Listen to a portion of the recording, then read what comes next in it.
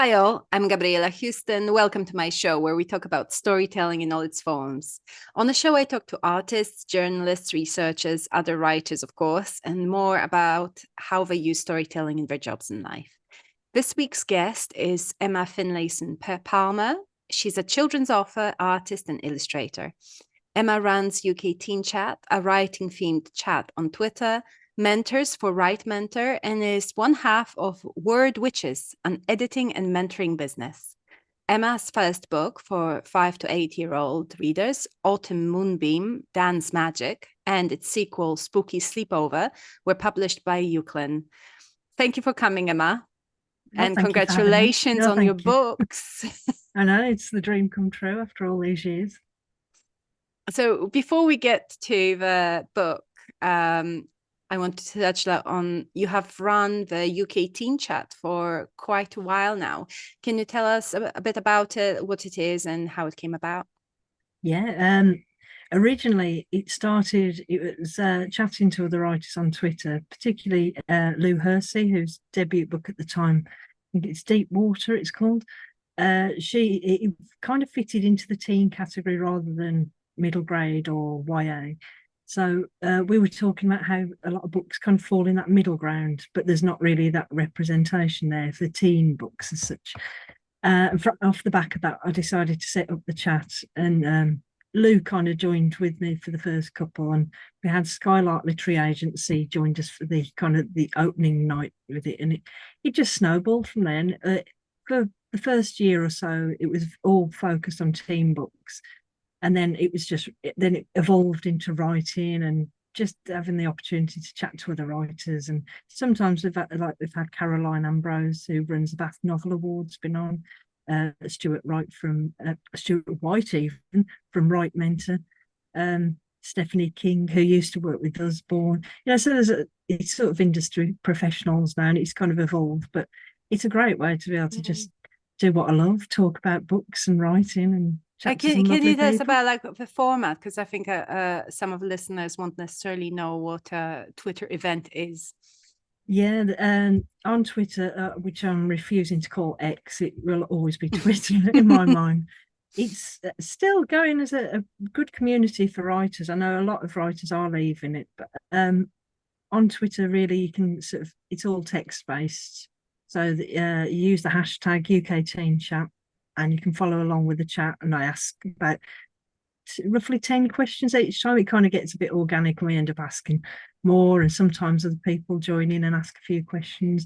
It's almost, I'd like to think of it, it's like a little friendly community of people that just sit around sort of chatting, but it's all very relaxed because it's sort of not, you can do it on your phone or your laptop, and you just sit there and chat to others.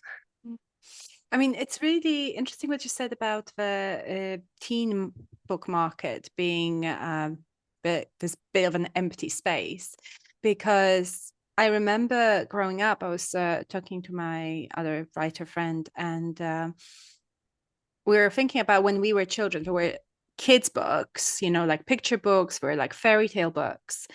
And then there were teen books specifically for teenagers in high school. And in that between space, there wasn't really anything specifically what we now call middle grade. It's just, there were a couple authors, right? Like Judy Blume, I suppose. But there was very little there. And so we just tended to go into the library. You picked up whatever book appealed to you. And they were all adult books. So, for me, certainly, I jumped from like fairy tales to Jack London, Corwood, and like kind of adventure books for adults. So do you feel like now the middle grade, because you write for middle grade, which is sort of younger children, not quite picture books, but not quite teens yet.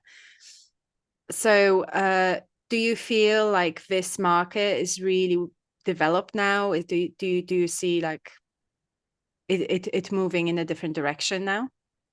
Yeah, there's definitely more of a range out there, and I think people are starting to recognise that there's kind of little pockets in between the ages as well, and it's quite hard to define things. It's like with my Autumn Moonbeam series, it's marketed at 5 to 8, but children up to year 6 would read it as well, which would technically become the 9 to 12 mark. And so it's a very organic thing, but there's such a huge, well, it's a much better range. There still needs to be more, but I would say that because I Of love course, reading it and writing it. we need more of Autumn Moonbeam for That's it. sure. We need that more autumn, anything for kids. It's just nice to have that range, because when I look back, there must have been more out there maybe than I'm thinking when I was a kid. But I read a lot of comics like the Beano and the Dandy, because looking back, I think now my children have been diagnosed with dyslexia. I think perhaps I'm dyslexic and obviously just didn't know. I managed to kind of skate through. So I didn't read fluently until I was about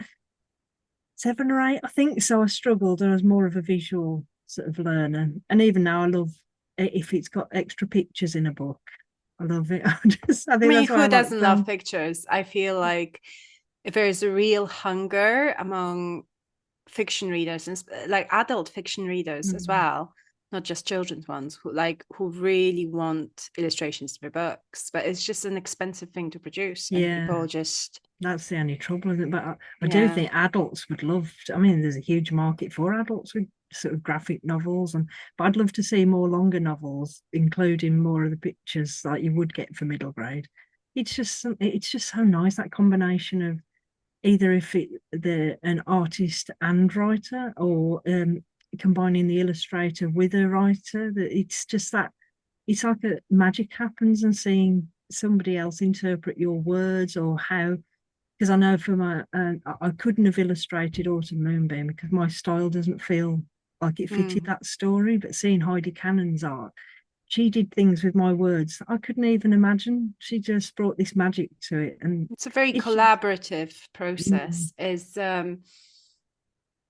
when it's like Terry Pratchett's books, when they were originally illustrated. Was it Jack Kirby who illustrated the covers? I might be oh gosh, I'm terrible with names. I'd have to check when yeah, I think there it was will be one Kirby. nearby. I might get but like when the illustrator who did the covers for Terry Pratchett's books, they were so like they were just intrinsically Discworld.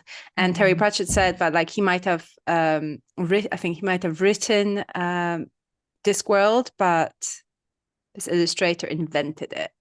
And it's a truly collaborative process of storytelling, I think.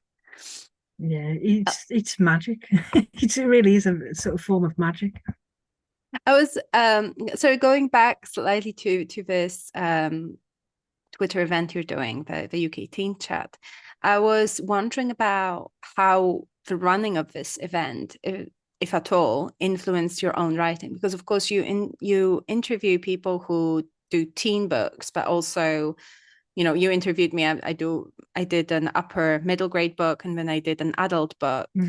And you very kindly had me on as well. So you do quite a range of both ages and authors. So how does that make you sort of think about your own skill set and sort of writing? Well, I suppose it's just sometimes it makes me experience writing that I might not have sort of looked at sort of on my own. If because sometimes I get publicists now from publishers come to me asking, which that in itself is mind blowing, that my little chat has grown to the point where I have publishers reaching out, which is the added benefit of occasionally I get early proof copies of books, which obviously is always going to be fun. Excuse me, but yeah, so there's books that I might not have discovered because there's just so many books being released. I do try and keep an eye on all these new releases, but there's just no way you can possibly keep up with them all. And my to be read pile is pretty scary, but that's a whole other story. But yeah, I think it's helped me develop as a writer, because there's always we might talk about the book in the chat, but then there's talking about sort of if there's a special writing place or any rituals, or whether they're a plotter or a pantser. And I just love hearing all that from other writers, or where they write, if they write at the desk, or if they have to go out to a cafe and need it silent, and just everyone's so different. But I think I've picked up tips on, or made me feel a bit more normal sometimes about my process. I think because it's a strange kind of process, isn't it? Writing, you just essentially you have to do it alone, but it doesn't. It's kind of then it goes out to so many people, and so many people get involved along the journey. So it's just nice to Yes. interact with other sort of creatives. And then as a writer, you have to, like these days, at the time of a hermit writer are kind of long gone, and pretty much everybody except for the biggest sort of sellers and authors who get a huge sort of marketing budget where they don't have to get involved as much. Most people are required by the publishers, and indeed have it in their contracts, that they have to go out and actively promote their books. And so they have to be on social media where people have access to writers. That is completely unprecedented. They can just they can DM you and ask about your book if they so choose. Hopefully nothing meaner than that. But You never know. You do hear so many things. Oh yes, so it's just even that's the danger with social media, isn't it? Because people have that access to you that they just never would have had before. So I mean, but but it's it's lovely. part of a sort of process now, isn't it? Strange that because you have told your story, you have written your 2 books, and you you want to be moving on to another story, but you're kind of reliving those 2 books, even though do you feel like you're kind of done with them once you're done? Do you still kind of relive that? Or are you moving on to the new project in your head? At the moment, I think I'm moving on a little, but only because I haven't worked on autumn for a little while. But I've also worked on a few things in the last year. So there's so much going on, sort of ideas all the time. I even had a Christmas romance come in my head over the holidays and thought, I'm going to have to write this. But I did a quick outline and then left it because I thought, I've got so many other things that I have to do now.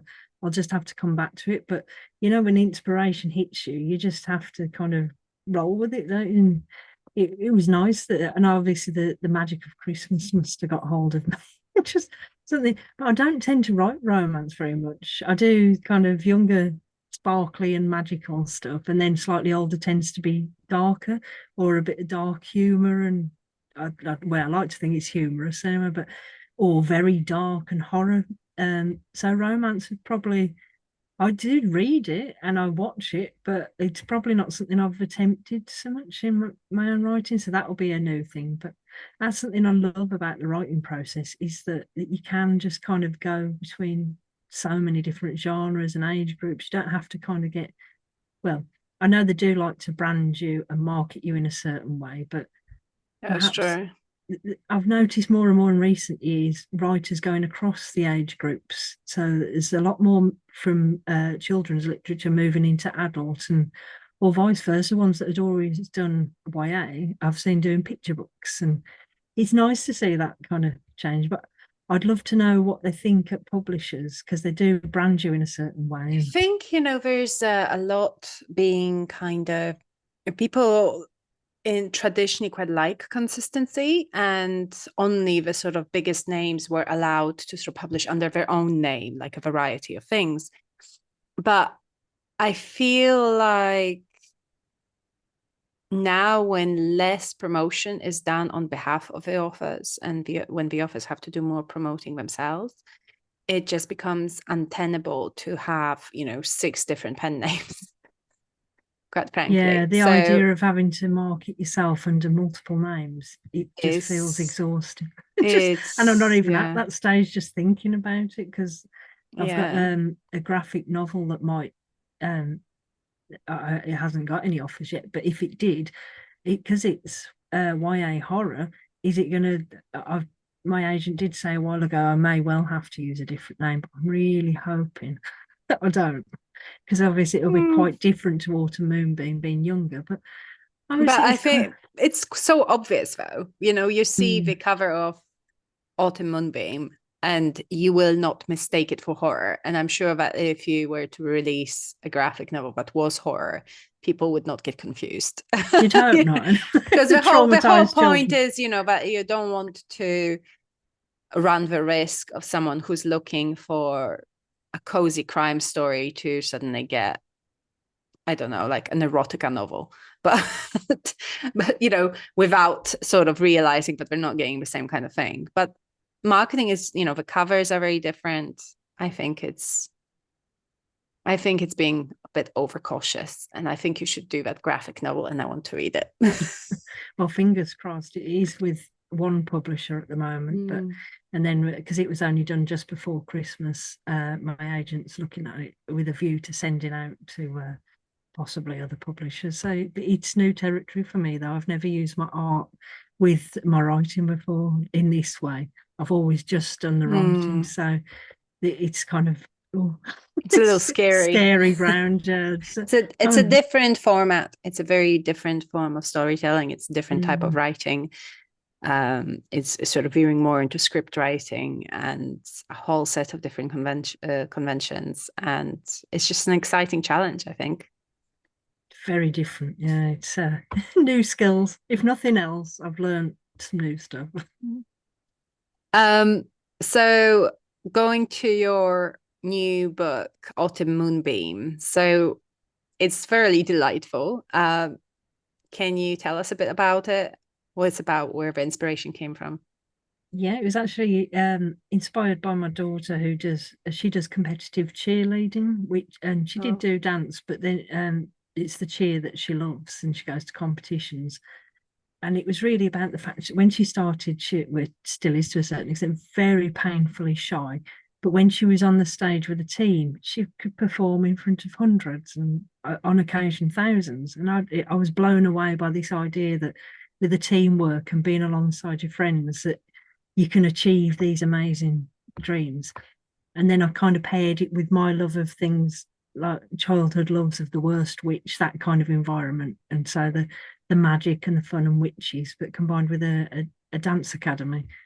So it was a kind of a mishmash of ideas, and also it's got a bit of me in there as well because of the anxiety, and the main character's an autistic character. Although I didn't realise at the time that I was writing an autistic character because I hadn't had my diagnosis. But once I had my diagnosis at 41, I realised that actually I've been writing autistic characters for quite a long time and just didn't realise it. Is it because you do sort of mention also like in your biography that that you're autistic, and like do you feel like it, how do you feel it influences the way you tell stories? Well, I've realized because it was such a late diagnosis, it's only 3 years ago.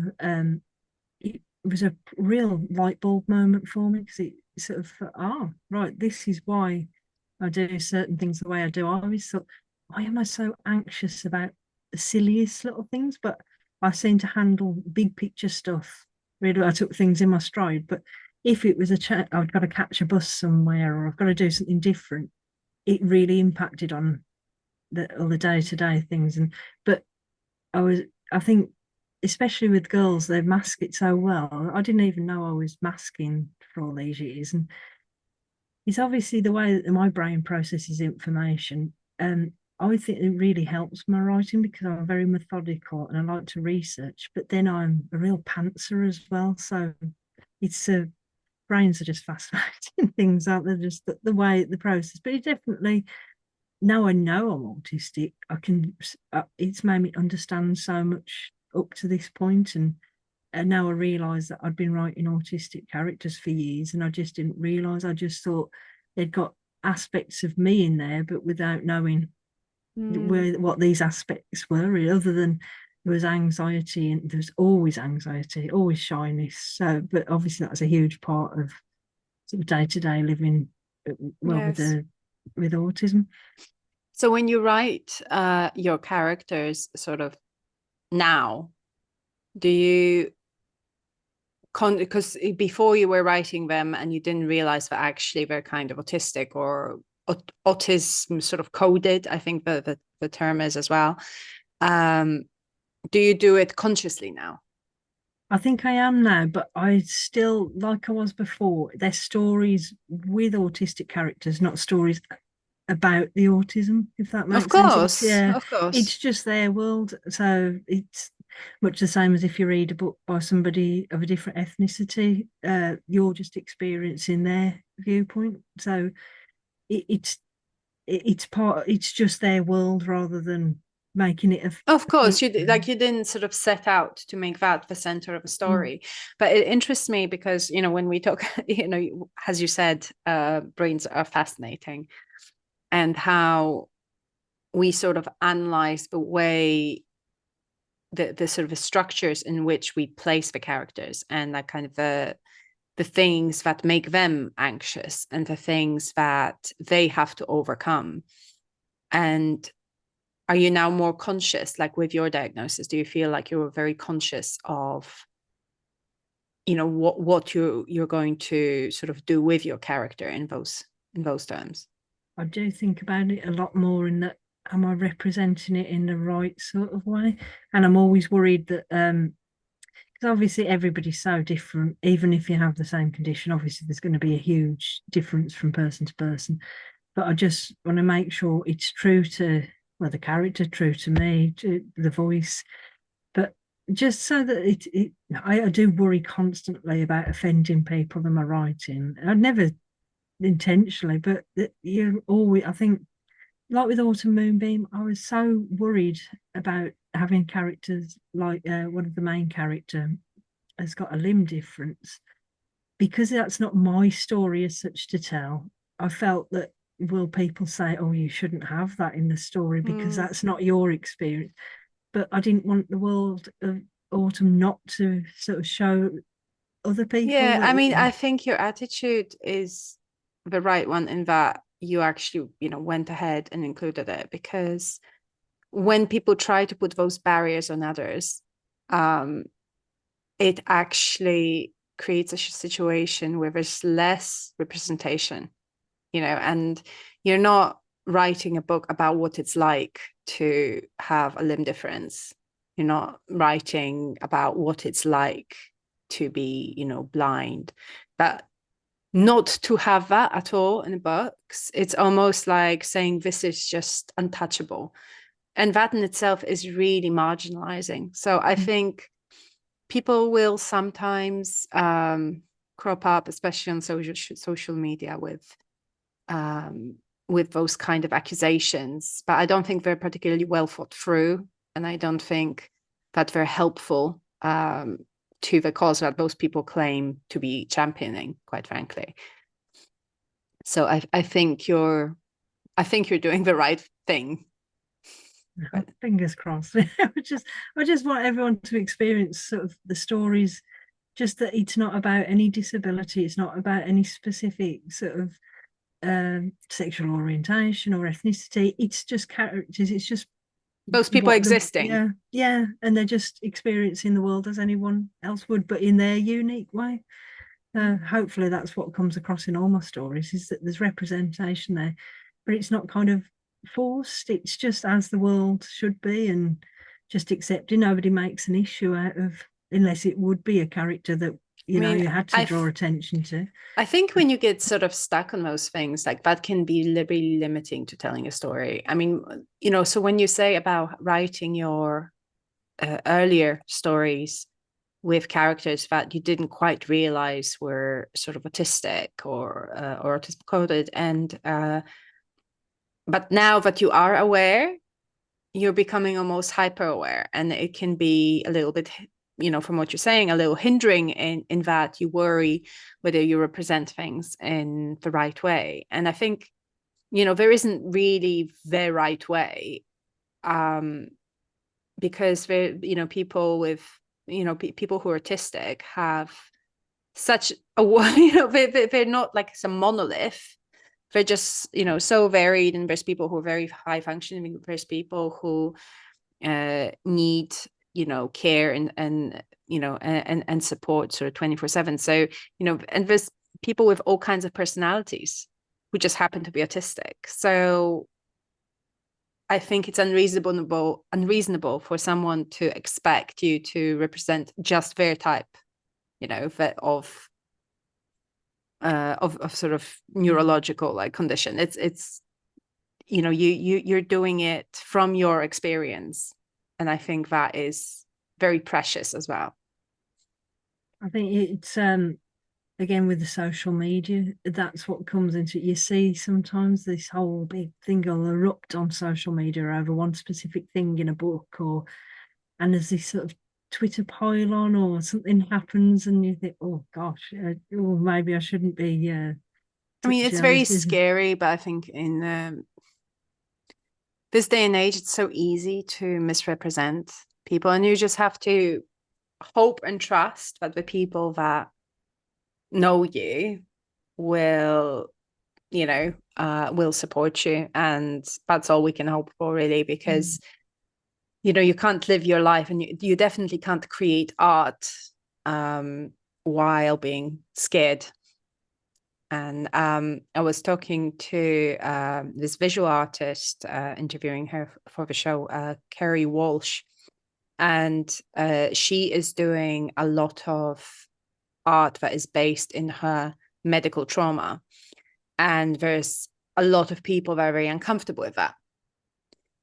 Because her artwork is about her endometriosis and that journey. And so she is being constantly asked to tone it down, to take things away, to not offend people, which is, but when she tried doing that, she knew she wasn't producing her best work. So now she just says, well, I have to stand up for myself and for what I know my art to be. And I think that is way forward for all creators, because you can't do sort of connect the dots that someone else drew for you.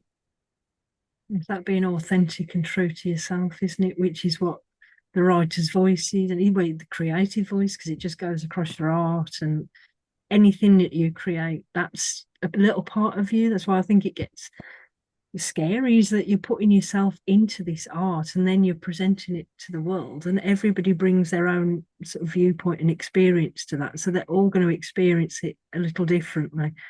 And it is scary, but it's also thrilling to kind of be able to put yourself out there, and or a part of you out there and your ideas. And but creating something is just such a wonderful thing. And if you are creative, it's something that you can't kind of not do. You have to do it, don't you? You just have to.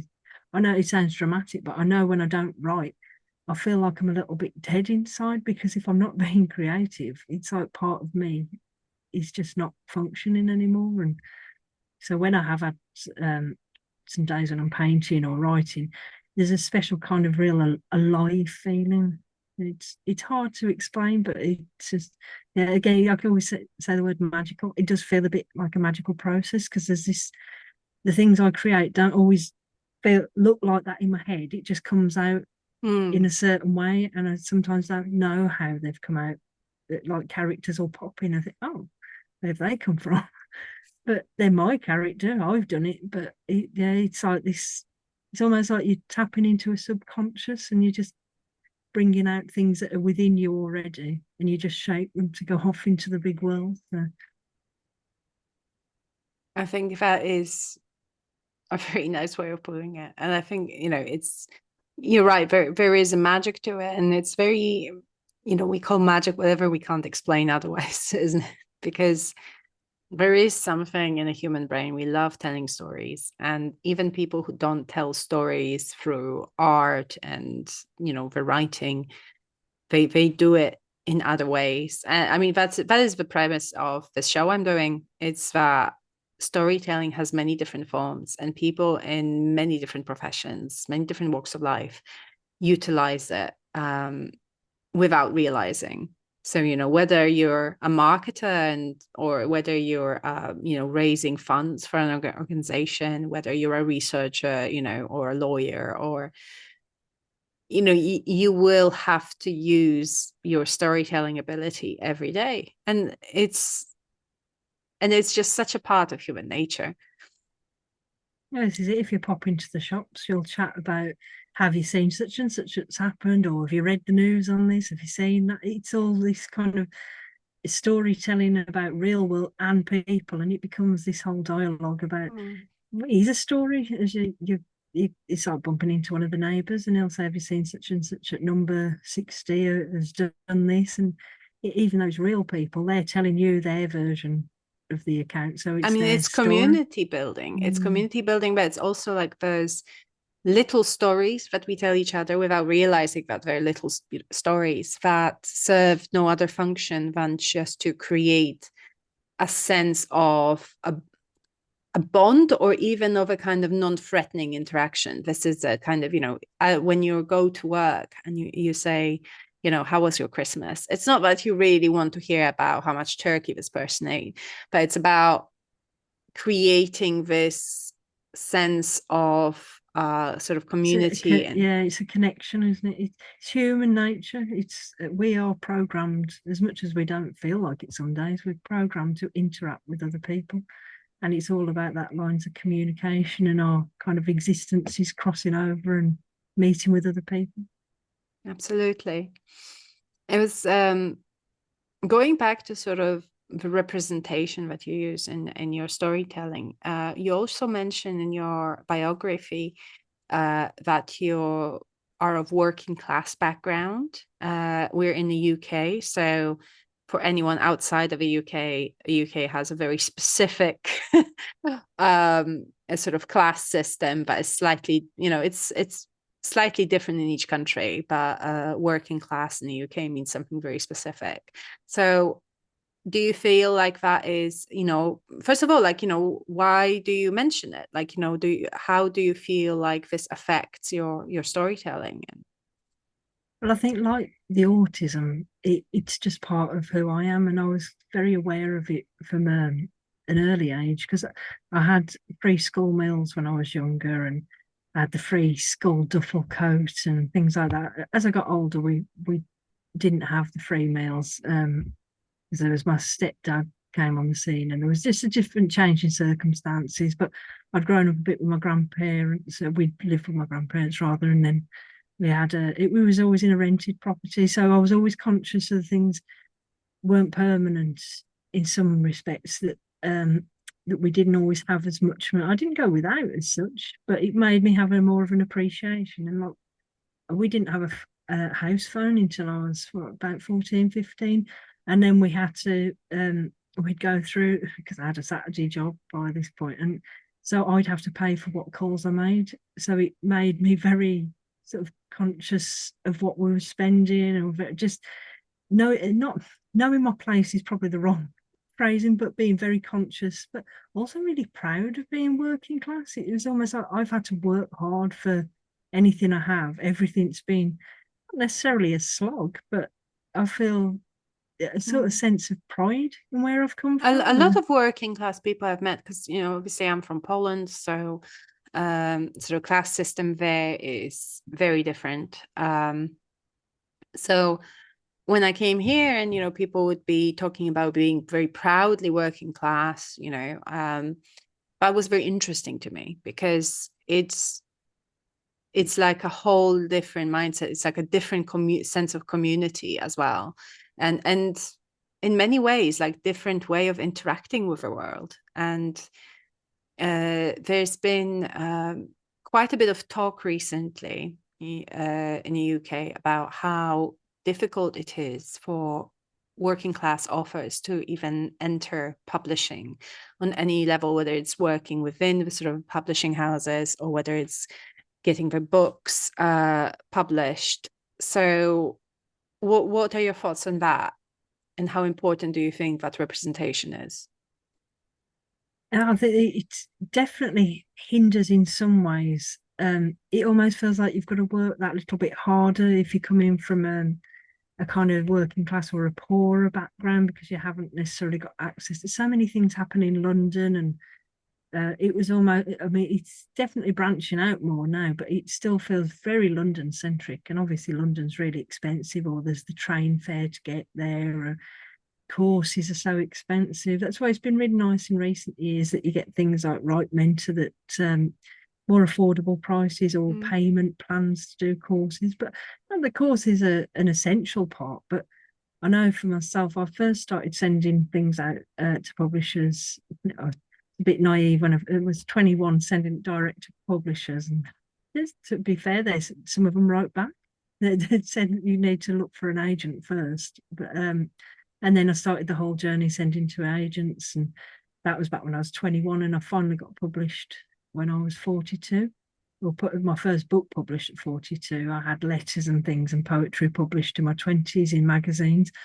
But it's almost like because I had to work, there was less time to devote to creativity.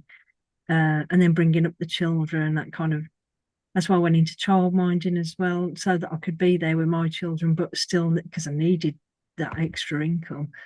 So it was kind of finding that balance. And I think that's where with the difference with if you're coming from a working class background, it feels almost like it's that little bit harder to get in because you've got to work a pay scale than somebody that's maybe middle class. It's just different expectations, and sometimes there's definitely been a bit of prejudice in certain areas.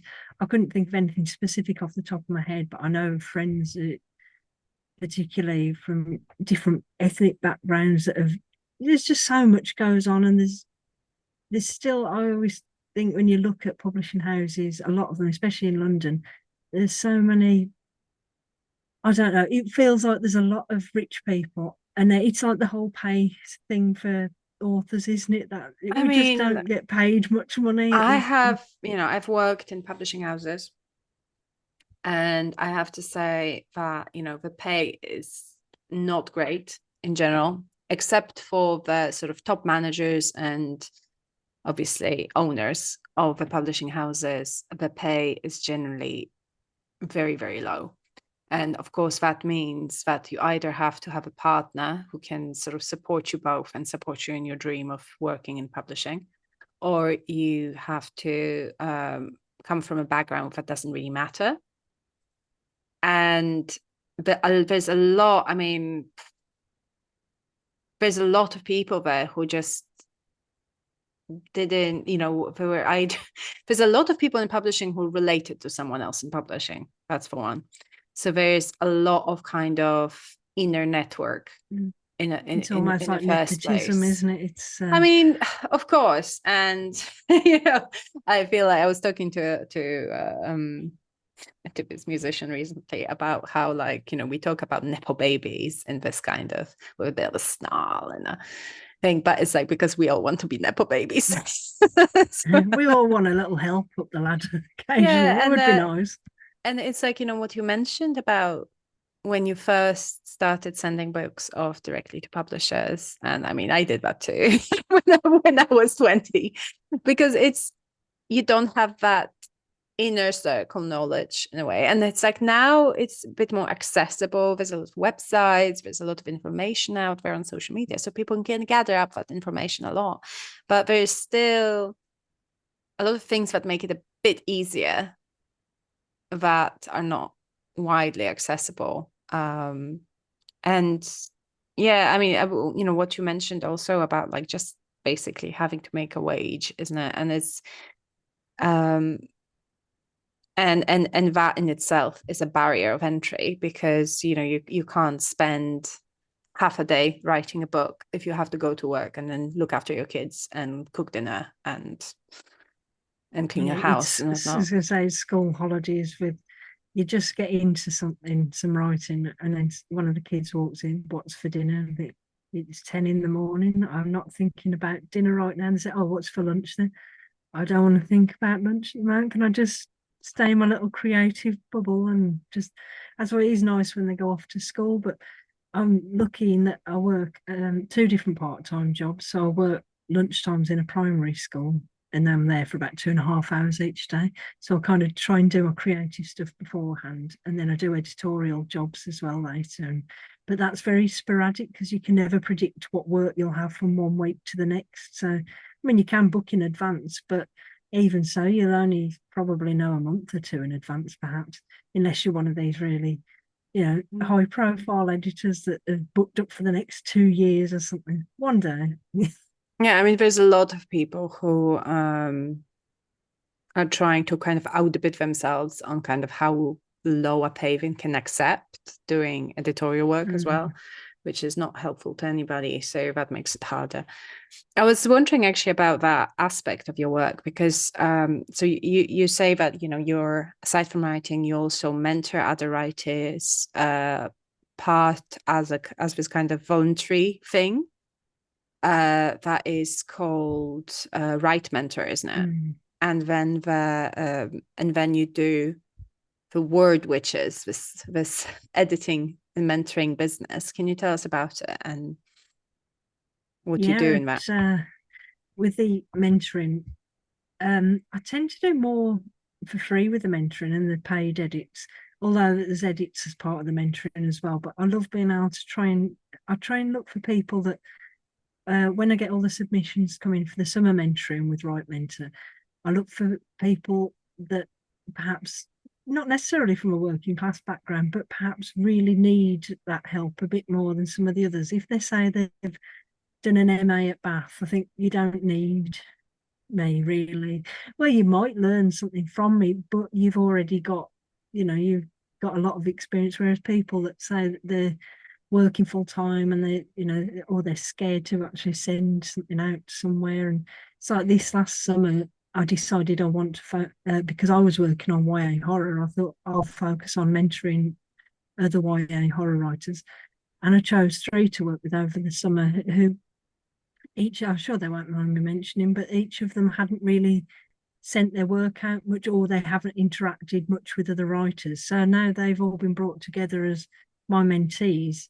And it just so happened they were all fans of Taylor Swift as well. So it was just nice little touches that just, I thought it's like the universe was pushing us all together to sort of work. And it's just nice being able to pass on what I've learned to I these think other it's writers. so lovely, because it's people really kind of underestimate how important it is to have a group of people who are interested in the same things. You know, when you're trying to strive towards a goal, you need people who strive towards a similar goal as well, or surrounding you, because there's no one else who will understand it. People who don't write don't understand what the process is like. And so when you get stuck, they can't help you. They can't really empathize with the sort of anxieties attached to that. So I think it's lovely that you kind of prioritize that as putting those people together, because that will really help them later on. Well, that's what hopefully now they've made friendships for life, really, and they're beta for each other already. And I've read all their stuff, and I feel kind of like a mother hen because they're all, I mean, they're not massively younger than me, but they are younger. And because I've just got 20 odd years experience on the journey, so I feel like I'm that bit further along. So I can give them kind of the help that I would have liked earlier on in the process.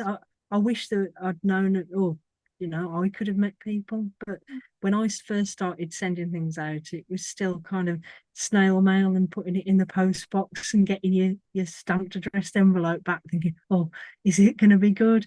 Ah, it's another no. Or sometimes I used to send letters off to women's magazines, and you get the odd tenner here and there for a letter, silly letter. It was like the tiniest little thing, but you got paid for it. And it was great. It's really, so it's like a little boost, isn't it? It's just, I've kept all of them as well, back from when I was in my early 20s. My first letter in a magazine, didn't get paid for the first one, but it was just so nice seeing my name actually in print.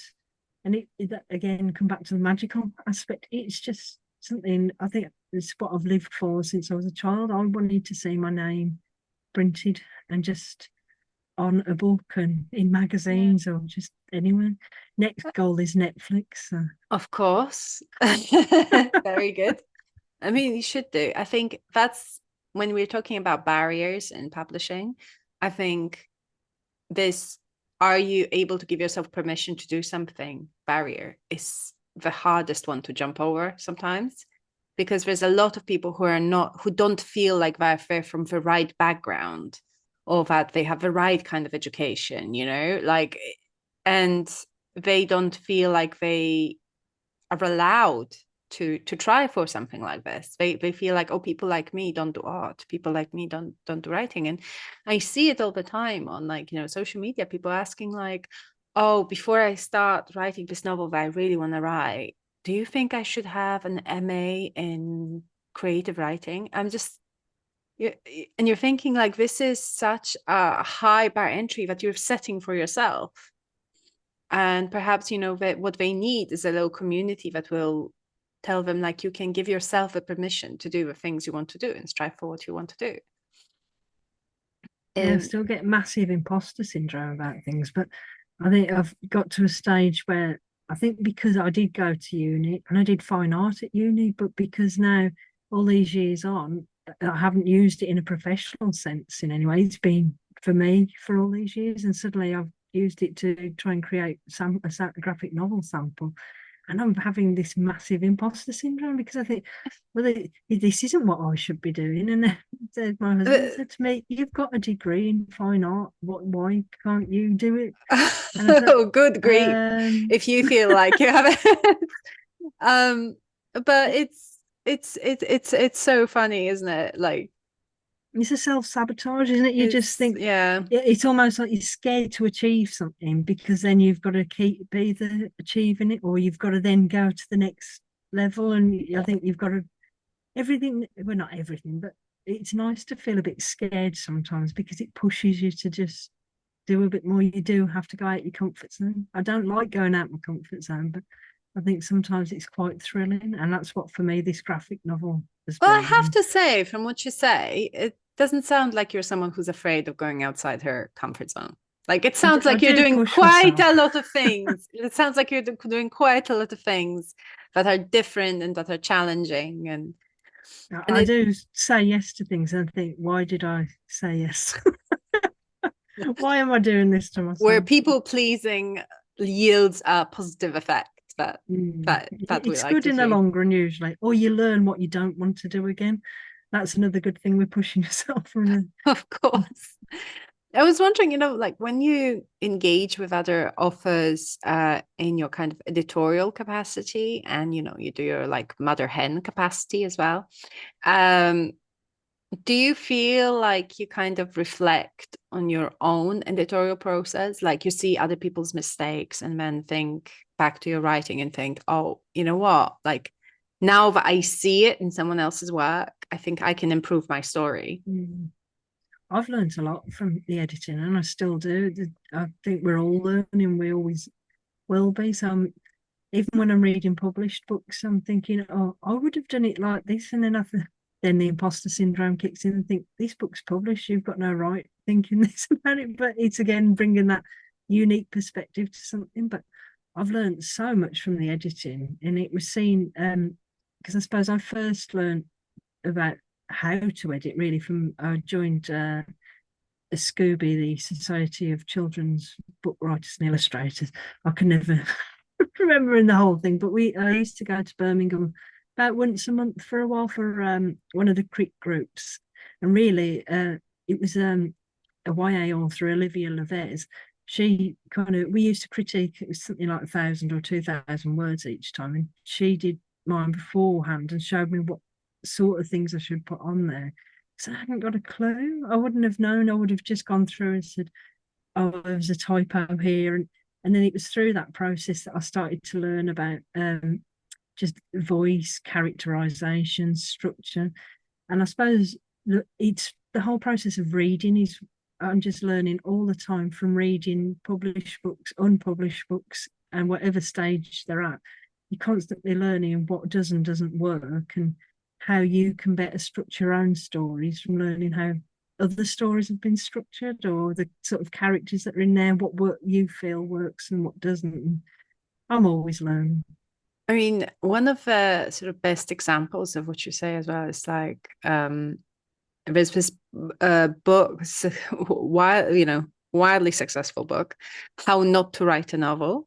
I think it's like To Kill a Cat or Not, How Not to Write a Novel. And for those who haven't read it, it's highly humorous. It's written by a couple of publishing professionals who say straight out they don't know how to write a novel, but they know how to not to do it. And they give a lot of very exaggerated scenarios of the kind of common mistakes that we see in a lot of book submissions that render books unpublishable. And the examples show, for example, very strange shifts in style where you sort of go from very romantic to suddenly very explicit and like to the point of confusing the reader, or a very unlikely romantic partner. But those scenarios they're made up, of course, and they're so exaggerated, but they allow you to, because they make you laugh, they allow you to look back at your book and think like, have I done that in a subtle way, but have I done a little bit of that? And I think that's what like editorial process can do for you, isn't it? It's just you see like someone making a mistake, perhaps even like quite badly, and then you think like, you know what, in my book I did that as well. Maybe I should change it because I don't like it when I read it. It does make you kind of, maybe, I don't know if hyper aware, but certainly more aware with your own writing. And I know there's times I read books. I've just read something for somebody that's joined my local writing group, but that I feel like they're me in my 20s, looking at how they wrote it and their optimism is they're going to send it out to agents. They're just thinking, it's going to be a long journey. How do I break it to them? I mean, maybe they'll be an overnight success. They might be one of the lucky ones, but it's a long, long journey. And I think I try and prepare people as best I can for this, and how important it is to kind of really enjoy just creating, because you have no control once you've sent it out somewhere. Who's going to want it, or if they want it, if it fits with a trend, if it fits in a list for a publisher or an agent, what they're looking for at that time. It might not be your book, maybe they might want it further down the line, or they've just got something like it, or it's totally out of your hands. So you've got to at least enjoy the process when you're creating it. And to think long term as well, right? Like when, I've met people who just had in their head, like, I just want to write this one book. This one book is like, maybe I'll write something later, but this one book is what I want. And the way that publishing works is that you have to think long term. And it's like, the first book coming out is actually the last moment where you will feel comfortable in your writing career in a way, because you are expected to produce things to a schedule from then on. Whereas, the first book is the one that you can take as long as you like. Do you feel like that a little bit with the sequels to Moonbeam? Yeah, actually, the second book, although I knew beforehand what I was going to write, I didn't write it until I signed the contract, because I didn't want to work on it without knowing that it was actually going to be bought. Of course. So when it was bought, but then they wanted it within 2 months. So thank goodness I'd got the synopsis and kind of had a rough plan. And luckily, those books are only about 8,000 words. But I wrote it in 3 days. I just didn't.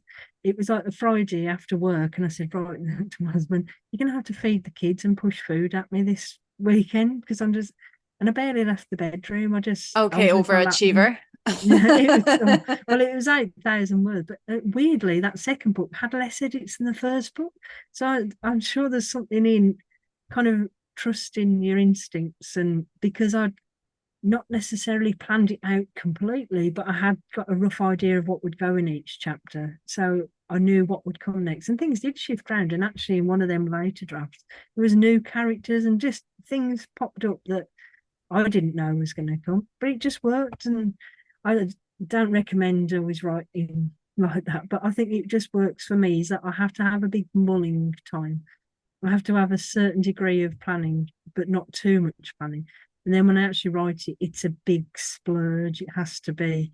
And it's not very healthy, because I don't eat or drink very well. And people have to remind me to just function again. But it gets things done. I just spotted the cat in the background. So what's next for you? Is there another autumn Moonbeam, or are you focusing on a kind of adult side with horror?